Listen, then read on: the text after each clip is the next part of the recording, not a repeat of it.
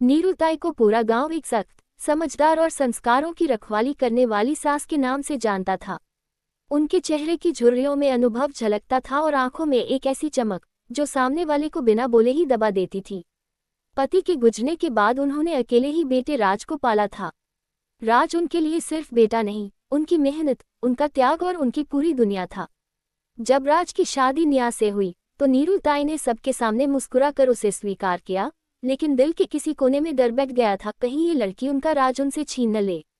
निया गांव की नहीं थी, वह शहर से आई थी, पढ़ी लिखी, आत्मविश्वासी और अपनी अलग सोच रखने वाली। वह ज्यादा बोलती नहीं थी, पर उसकी चुप्पी में भी सवाल होते थे। नीरूताई को यही चुप्पी सबसे ज्यादा खटकती थी।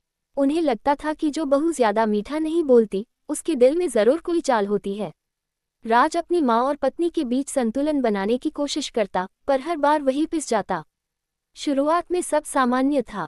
निया घर के काम सीख रही थी, नीरूताई उसे सिखा रही थी, पर सिखाने में अपनापन कम और हुक्म ज्यादा होता। निया हर बात मान लेती, लेकिन उसकी आंखों में कई बार नमी तैर जाती। वह सोचती थी कि शायद समय के साथ सास का दिल पिघल जाएगा, पर नीरूताई के मन में एक और आग जल रही थी।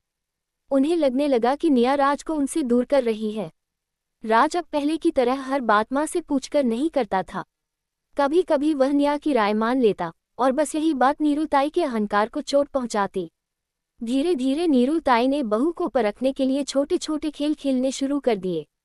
कभी रिश्तेदारों के सामने उसकी गलती निकालना, कभी पड़ोसन को ये कहना कि आजकल की बहुएं घर नहीं संभालती, और कभी राज के कान में जहर घोल देना कि निया खर्चीली है, ज्यादा आजाद ख्यालों वाली है। राज इन बातों को पूरी तरह सच नहीं मानता था, लेकिन माँ की बातों का असर उस पर पड़ने लगा। निया सब समझ रही थी, पर वह चुप थी।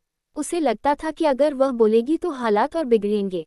उसने सोचा कि प्यार और धैर्य से वह नीरूताई का भरोसा जीत लेगी। उसने उनकी दवाइयों का ध्यान रखना शुरू किया, उनके लिए पूजा पाठ की व्यवस्था की, उनके पुराने दर्द की मालिश की। कुछ समय के लिए नीरूताई का दिल नर्म भी पड़ा, लेकिन वह नरमी टिक नहीं पाई। एक दिन गांव में चर्चा फैल गई कि निया शहर जाकर नौकरी करना चाहती है।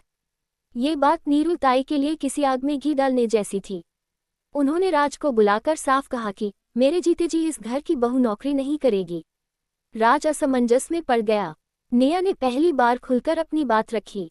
उसने कहा कि वह नौकरी इसलिए करना चाहती है ताकि घर की आर्थिक स्थिति मजबूत हो और वह खुद को साबित कर सके। यहीं से कहानी ने नया मोड़ लिया। नीरूताई को लगा कि यह बहू अब खुलकर चुनौती दे रही है। उन्होंने मन ही मन ठान लिया कि निया को उसकी औकात दिखानी होगी। नीरूताई ने अपनी चाल चलनी शुरू की। उन्होंने गांव में यह अफवाह फैला दी कि निया शहर जाकर किसी से मिलने जाती है।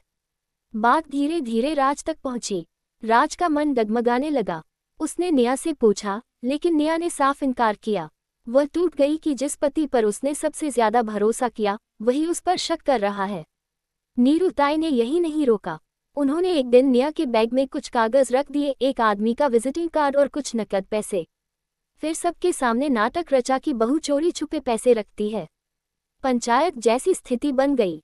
निया सन रह गई। उसने कुछ नहीं कहा, बस राज की तरफ देखा। उम्मीद थी कि वह बोलेगा, लेकिन राज चुप रहा। उसकी चुप्पी निया के लिए सबसे बड़ा धोखा थी। उस दिन निया ने फैसला कर लिया कि अब वह सिर्फ सहने वाली बहू नहीं रहेगी। उस रात निया ने पहली बार अपनी आग को महसूस किया। यह आग बदले की नहीं थी, बल्कि सच सामने लाने की थी।